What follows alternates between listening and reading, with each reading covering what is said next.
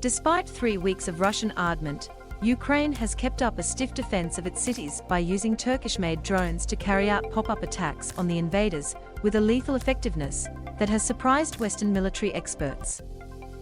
The Bayraktar TB2 unmanned aerial vehicles, which carry lightweight, laser-guided normally excel in low-tech conflicts, and Turkey has sold them to more than a dozen countries, including Azerbaijan, Libya, Morocco and Ethiopia.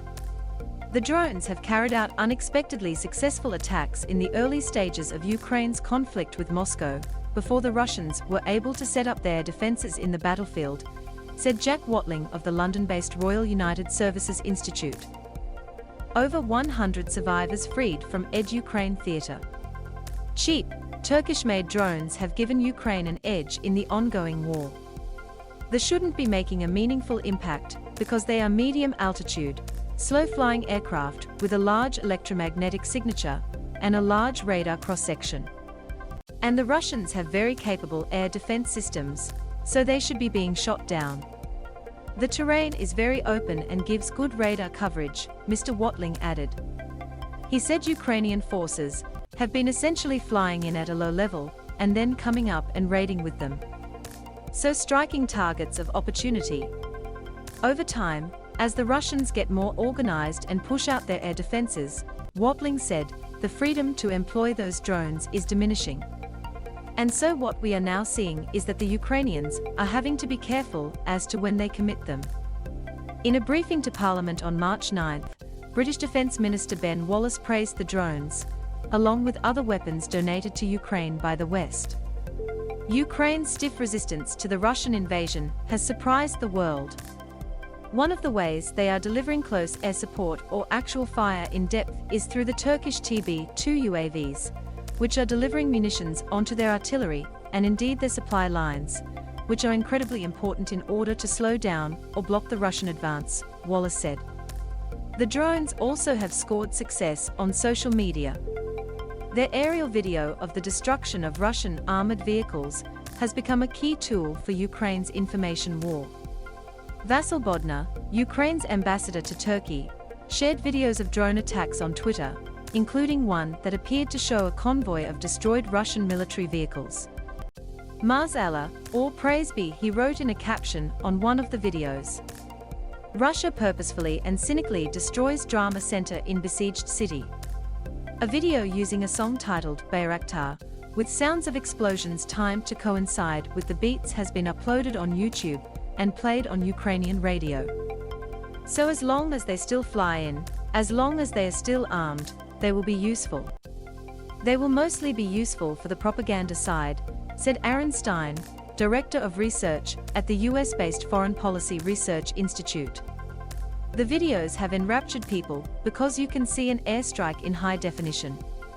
Turkey began selling the TB2 drones to Ukraine in 2019, and Kiev used them in fighting Russian-backed separatists in the eastern Donbas region, a move that Moscow called destabilizing. Ukraine's window to use the drones is closing, experts have warned.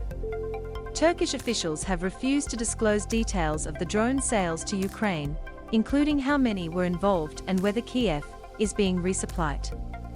Independent estimates put the number of TB2s in Ukraine at between 20 and 50.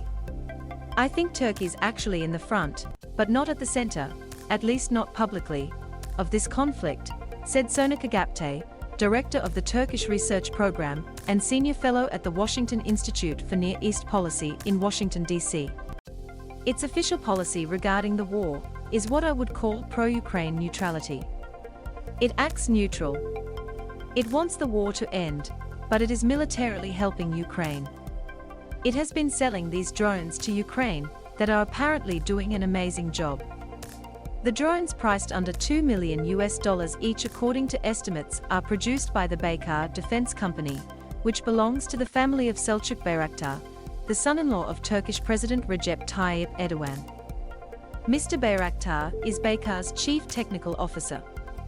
The TB2 has been credited with helping tip the balance of conflicts in Libya, as well as to Turkey's ally Azerbaijan in fighting with Armenian-backed forces in the disputed Nagorno-Karabakh region in 2020.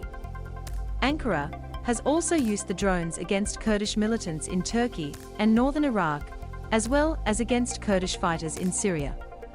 Such less expensive drones are likely to have a lasting impact on warfare as a useful tool of attrition, as well as being able to draw in the attention of more expensive enemy jets, Mr. Stein said. I'd call it the Toyota Corolla of drones. It doesn't do everything that your high-end sports car does, but it does 80% of that, right, he said. So even for a high-end military, like the US, the basic concept of using an attritable, cheap platform to strike a superior force has inherent value. An unspecified number of US-made drones will be among the additional $800 million in military assistance to Ukraine announced Wednesday by President Joe Biden. It also includes 800 Stinger anti-aircraft systems, 100 grenade launchers, 20 million rounds of small arms ammunition, and grenade launchers and mortar rounds.